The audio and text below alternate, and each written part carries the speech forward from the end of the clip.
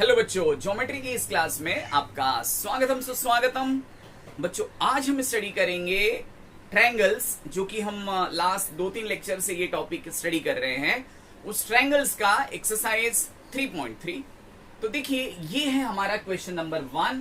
इसमें दिया हुआ है find the values of x and y using the information shown in the figure and also find the measure of angle ABD and measure of angle ACD. तो इस सब में total 4 information find out करना है और यहाँ एक नया कॉन्सेप्ट भी है।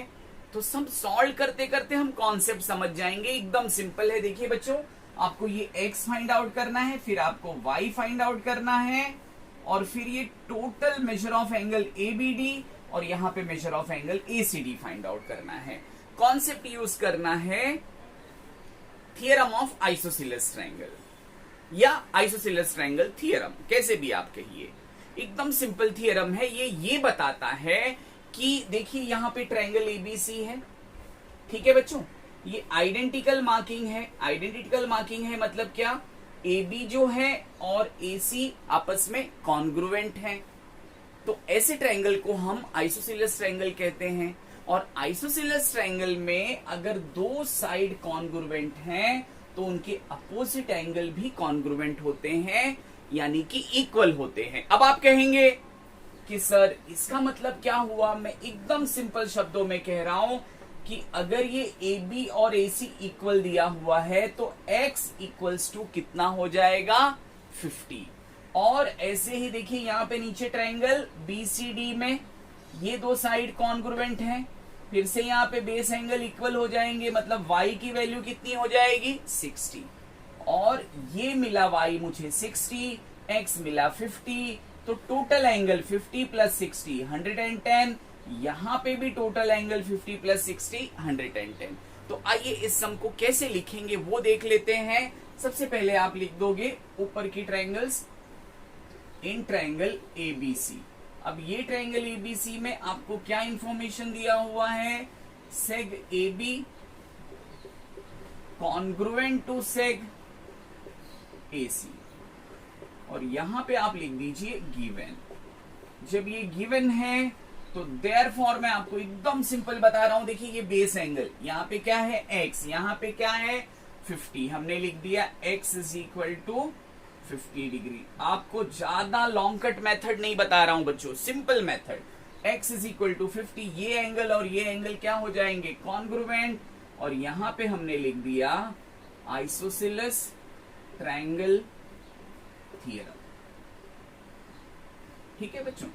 तो एक इंफॉर्मेशन हमें मिल गया। अब ऐसे आप ये सेकेंड ट्रायंगल में आ जाइए, in triangle BDC, in triangle BDC। अब फिर से यहाँ पे दो साइड इक्वल दिया हुआ है, साइड BD या segment BD is congruent to segment CD, ठीक है बच्चों। रीजन जरूर लिखना, गिवन। और फिर अब देखिए कोई कोई लोग ये पूरी एंगल का नाम लिखते हैं, एंगल DBC, फिर आपको कंफ्यूजन होगा। उससे अच्छा एकदम आसानी से आप समझिए कि ये बेस के एंगल्स क्या होने हैं, इक्वल होने हैं, यानी कि y is equal to 60 degree. Reason लिखना बहुत जरूरी है, आइसोसेलेस ट्रायंगल थ्योरम। फिर से वही reason, isosceles triangle theorem.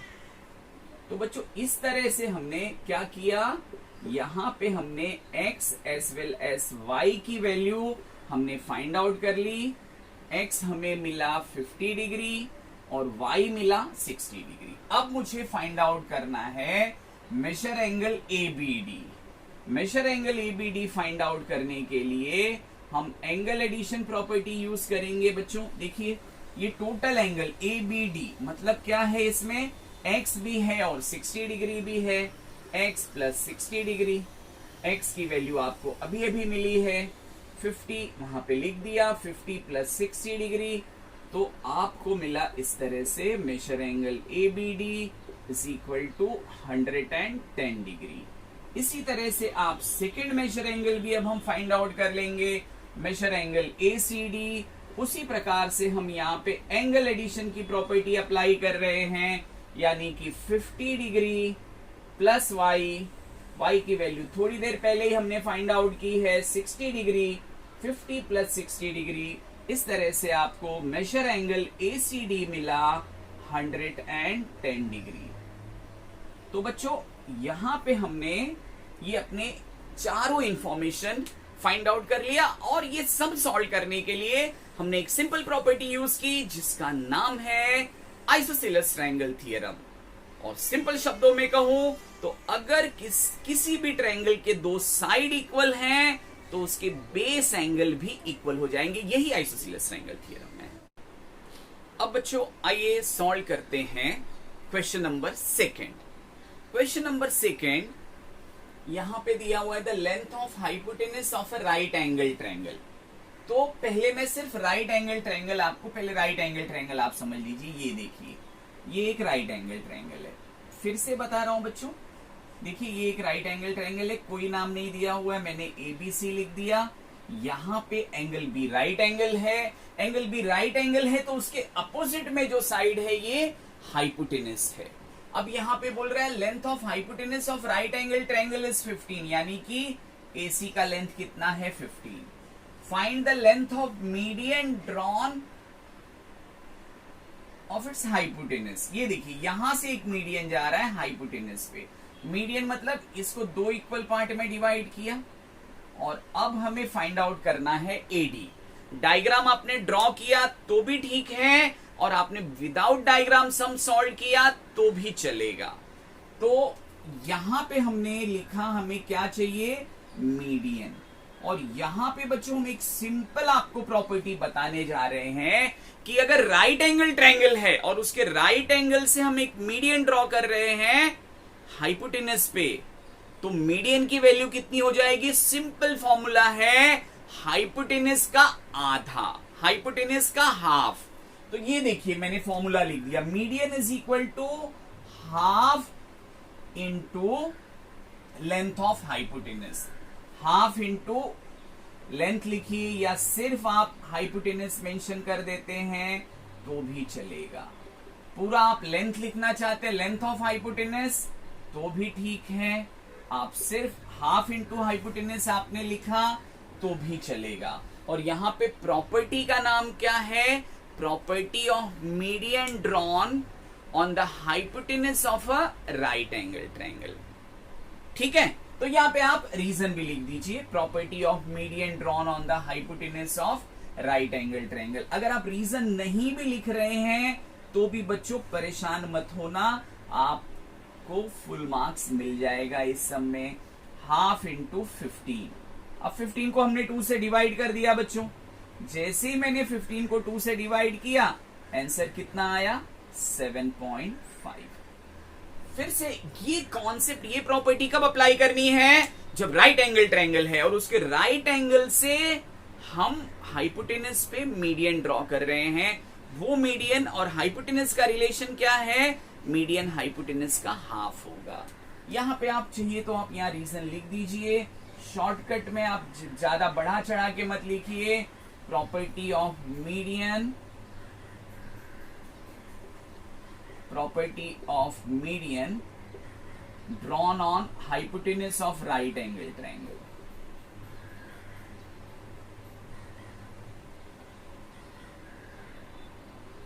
hypotenuse of right angle triangle। ठीक है बच्चों,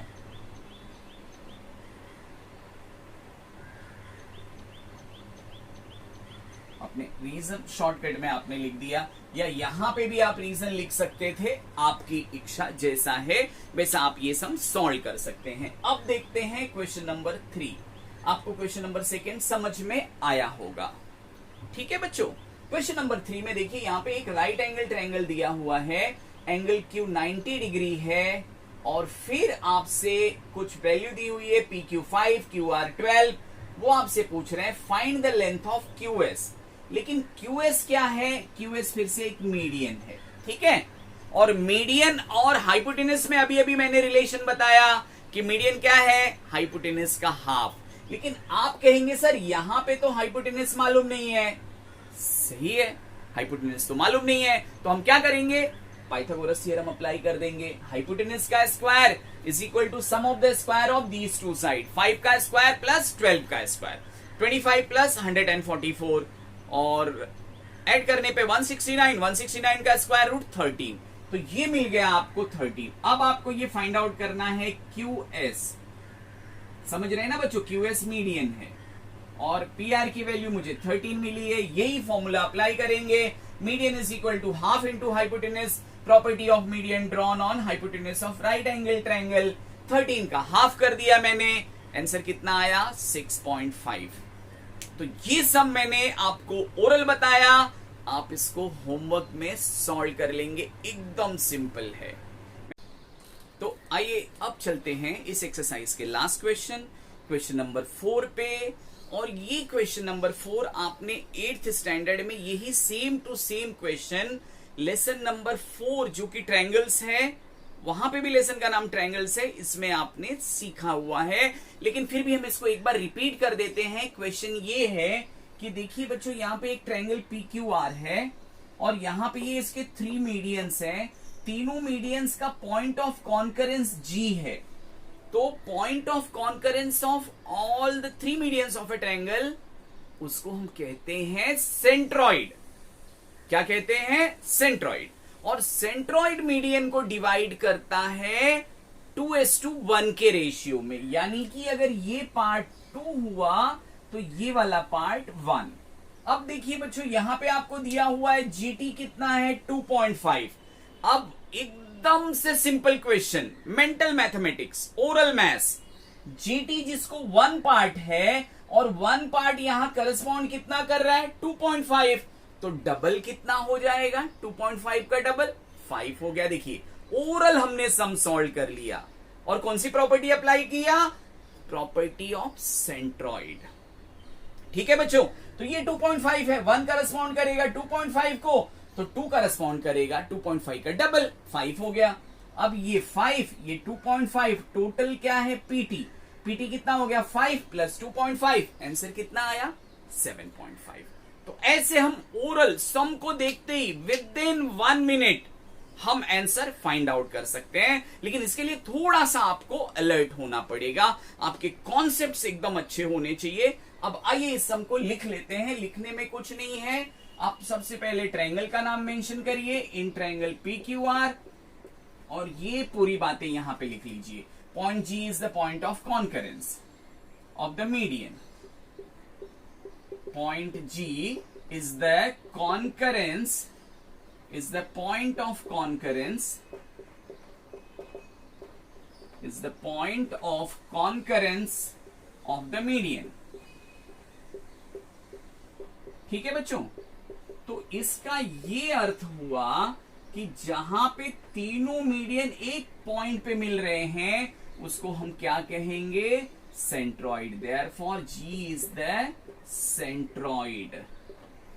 ठीक है बच्चों, ये आपको गिवन था और इसलिए G क्या हो गया? सेंट्रॉइड हो गया। अब सेंट्रॉइड की प्रॉपर्टी अप्लाई कर दीजिए, और वो क्या कहता है, फिर से रिपीट कर रहा हूं मैं, centroid divides the median in the ratio 2:1। इसका मतलब length of PG upon length of GT is equal to PG कितना 2 और GT कितना 1। इसी का रीजन क्या हो जाएगा?